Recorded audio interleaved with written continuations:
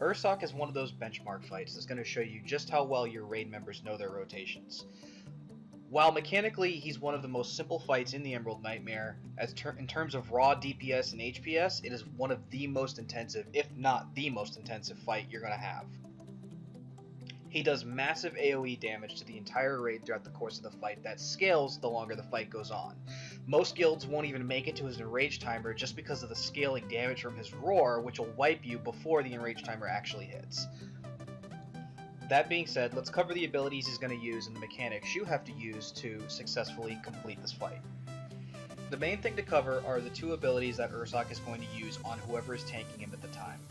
That is Overwhelm and Rend Flesh. Each of these abilities does incredibly high damage. Overwhelm, when you get hit by it, increases all physical damage you take by 15%, and it increases the damage you're going to take from Rend Flesh by 150%. It's important to note that both of these abilities stack. Rend Flesh is just simply a very high physical damage ability that does a bleed over time. So, to make a long story short, one tank has to take the Overwhelm, the other tank takes the Rend Flesh. You taunt off of each other as the abilities are being cast. If a tank has Overwhelm and gets hit with Rend Flesh at the same time, he's most likely going to get one-shotted unless external cooldowns are blown. So that is mechanically one of the hardest things to do in this fight, because he does these abilities so frequently, sometimes the tanks will be a little slow on their taunt, or they have a taunt on cooldown if they taunt at the wrong time. It's something that you have to practice. If you're really good with the Dragons of Nightmare, you should be familiar with tank swaps. It's not all that hard to pull off. But again, the tanks will be what causes the raid to wipe the most on this fight, simply because it's unavoidable. You can't really heal through it if a tank has 3 stacks of Overwhelm and accidentally taunts on a Rend Flesh. He's going to get one-shotted no matter what you do. He's going to take like 7 million damage.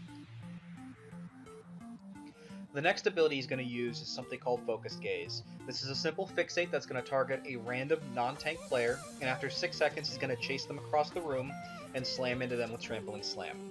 It's important that the person who's targeted by this runs to the middle of the room, gets at least 30 yards away from him, because that mitigates the damage you take from Trampling Slam. If you don't, and you stand and just take it right on top of him, it'll most likely one-shot you.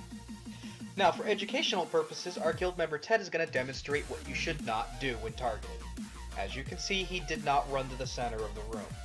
Luckily, though, the group that was supposed to soak the momentum charge did what they were supposed to do and blocked a majority of the damage. If they had not, we would have wiped right there.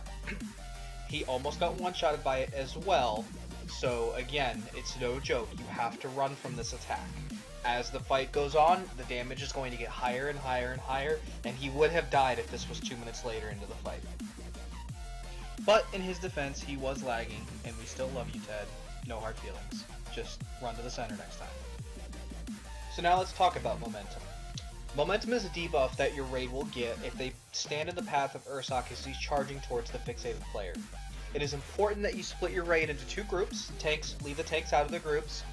And each group has to rotate taking these charges. Now, the reason for this is, for every player that stands in the path of Ursoc as he charges, it's going to reduce the amount of damage to the raid when he reaches his location. If Momentum is not soaked, and he freely charges and hits his target without anybody standing in the path, it will guarantee a wipe on your raid. The damage is going to be catastrophic. So it is important that you keep these rotations down, that your members know which group they're in and when they're supposed to be soaking, and that they don't screw it up. And finally, we come to Roaring Cacophony. This is Ursoc's signature skill that's going to do the most damage to your raid. It does massive damage to everybody within 25 yards of him split evenly, so it's important that your entire raid stacks for this ability. People who don't stack are going to increase the damage that other members take, and on the 6th, 7th, 8th roars and consecutive roars after that, the damage will one-shot a majority of your raid if even 3 or 4 people don't stack.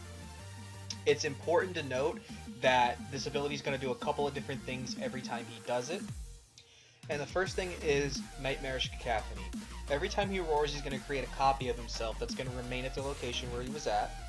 When he roars from now on, that copy will also roar as well and do split damage among everybody within 20 yards.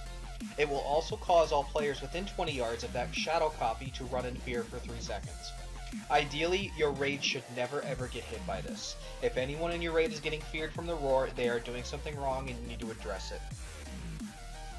And the last thing that's going to happen is every time he roars as well, he's going to create pools of miasma. These miasma are centered on the shadow copies that he spawns.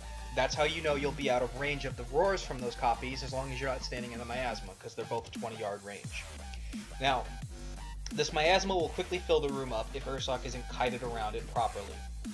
Pretty much what the tanks want to do is you want to pull him off the miasma, tank him right on the edge of it so that it overlaps with the previous one.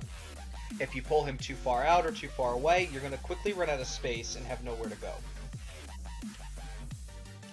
And the last thing with Roaring Cacophony is every time he does it, it's going to trigger what's called Echoing Discord. This is going to increase the damage from the next roar by 10%, and it stacks every time it happens. So DBM will keep account of it. When you guys hit 8, 9, 10 stacks, that's 80, 90, and 100% extra damage from the roars.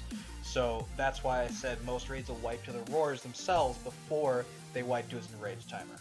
And at 30%, he's going to go into a soft enrage and increase all his damage done by 25%. That's pretty much the whole fight.